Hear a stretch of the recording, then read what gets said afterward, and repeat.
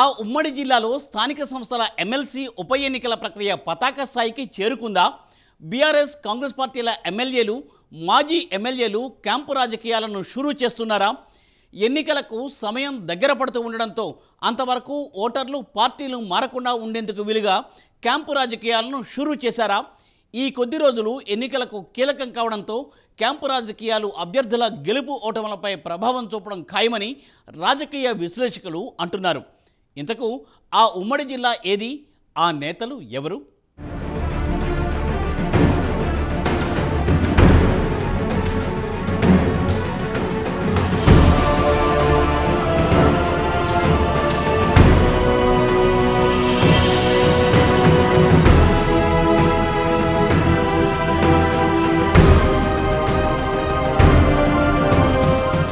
ఉమ్మడి మహబూబ్నగర్ జిల్లా అంటే 2023 అసెంబ్లీ ఎన్నికల వరకు బీఆర్ఎస్ పార్టీకి కంచుకోట. తర్వాత సీన్ రివర్స్ అయింది. ఉమ్మడి జిల్లాలో ఉన్న 14 అసెంబ్లీ నియోజకవర్గాల్లో 12 స్థానాల్లో విజయం సాధించింది. స్థానిక సంస్థల ఎమ్మెల్సీగా గెలుపొందిన కసిరెడ్డి నారాయణరెడ్డి బీఆర్ఎస్ అభ్యర్థిగా పోటీ చేసి గెలుపొంది ఆ తర్వాత కాంగ్రెస్ పార్టీలో చేరారు. ఇక తాజాగా కల్వకుర్తి నియోజకవర్గ ఎమ్మెల్యేగా పోటీ చేసి గెలుపొందిన నేపథ్యంలో ఈ ఉప ఎన్నిక అనివార్యమైంది.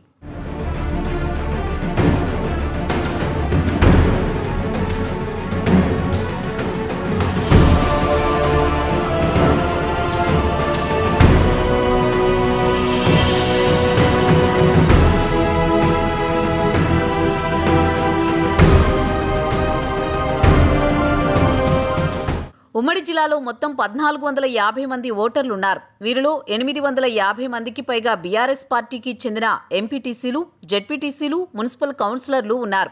వీరిలో కొంతమంది మాత్రమే ఇప్పటి వరకు అధికార పార్టీలో చేరారు.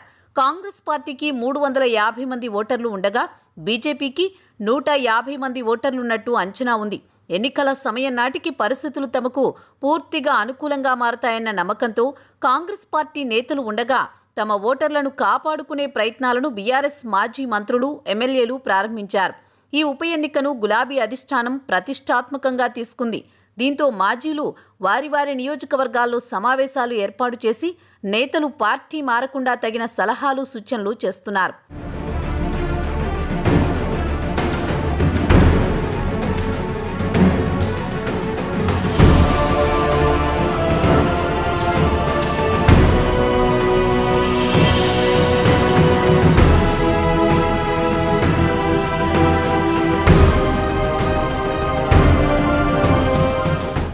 ఎమ్మెల్సీ ఎన్నికల్లో పోటీ పడుతున్న కాంగ్రెస్ పార్టీ అభ్యర్థి జీవన్ రెడ్డి, బీఆర్ఎస్ అభ్యర్థి నవీన్ రెడ్డి ఇద్దరూ వ్యాపార రంగంలో రాణిస్తున్న వారే. ఆర్థికంగా బలంగా ఉన్నవారు కావడంతో ఎన్నికలు ప్రతిష్టాత్మకంగా మారబోతున్నాయి. గెలిపే లక్ష్యంగా అభ్యర్థులు ఇరువురు అడుగులు వేస్తున్నారు. తమ పార్టీకి చెందిన ఓటర్లు కాంగ్రెస్ పార్టీలోకి వెళ్లకుండా బీఆర్ఎస్ పార్టీ నాయకులు చర్యలు తీసుకుంటుంటే తమ పార్టీలో చేర్చుకుని ప్రాధాన్యతను ఇచ్చే విధంగా కాంగ్రెస్ అడుగులు ముందుకు వేస్తోంది. త్వరలో జరగనున్న పార్లమెంట్ ఎన్నికలపై ఎమ్మెల్సీ ఎన్నిక ప్రభావం చూపే అవకాశాలున్నాయి. ఈ ఎన్నికల్లో ఏ పార్టీ అభ్యర్థి గెలిస్తే ఆ పార్టీ వైపు ఓటర్లు మొగ్గు చూపే అవకాశాలున్నాయని భావించి ప్రధాన రాజకీయ పార్టీలైన కాంగ్రెస్, బీఆర్ఎస్ ఎన్నికలను ప్రతిష్టాత్మకంగా తీసుకుంటున్నాయి. గెలుపు కోసం ప్రతి అవకాశాన్ని సద్వినియోగపరుచుకునే విధంగా పార్టీల నేతలు, ప్రజాప్రతినిధులు చర్యలు తీసుకుంటున్నారు. ఎమ్మెల్సీ ఎన్నికల్లో బీజేపీ సంగతి అటుంచితే కాంగ్రెస్, బీఆర్ఎస్ ఎమ్మెల్సీ ఎన్నికలతో పాటు ఎంపీ ఎన్నికలు కూడా ప్రతిష్టాత్మకంగా తీసుకుంటున్నాయి. ఎమ్మెల్సీ ఎన్నికల్లో గెలిస్తే ఎంపీ ఎన్నికల్లో సులభంగా విజయం సాధించేందుకు మార్గం ఈజీ అవుతుందన్న అభిప్రాయాలు వ్యక్తమవుతున్నాయి. గత అసెంబ్లీ ఎన్నికల్లో ఓటమి పాలైన బీఆర్ఎస్ మాజీలు ఈ ఎన్నికల్లో గెలిచి సత్తా చాటాలని భావిస్తున్నారు.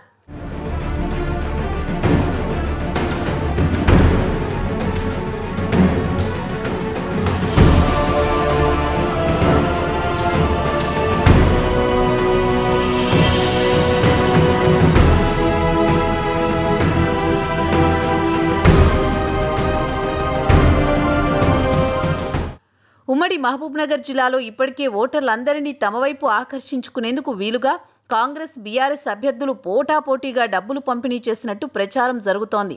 ఒక పార్టీ వారు అడ్వాన్స్గా ₹1,00,000 చెల్లిస్తే మరో పార్టీ వారు ₹1,50,000 చెల్లించినట్టు తెలుస్తోంది. ఈ పార్టీ ఆ పార్టీ అని చూడకుండా అభ్యర్థులకు నగదు అందజేసినట్లు, ఎన్నికలకు ముందు మరికొంత ముట్టజెబుతామని ఒప్పందం కుదుర్చుకున్నట్టు ఓటర్లు కొంతమంది చెబుతున్నారు.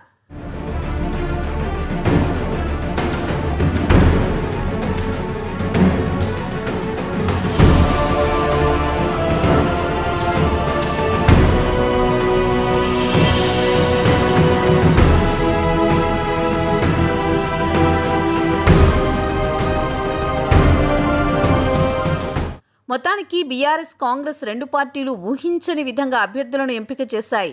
ఇరువురు ఆర్థికంగా బలమైన వారు కావడంతో ఎన్నికల్లో పెద్ద ఎత్తున డబ్బు చేతులు మారే అవకాశాలున్నాయి. ఈ కొద్ది రోజులు ఎన్నికలకు కీలకం కావడంతో క్యాంపు రాజకీయాలు అభ్యర్థుల గెలుపోటములపై ప్రభావం చూపడం ఖాయమని రాజకీయ విశ్లేషకులు అంటున్నారు.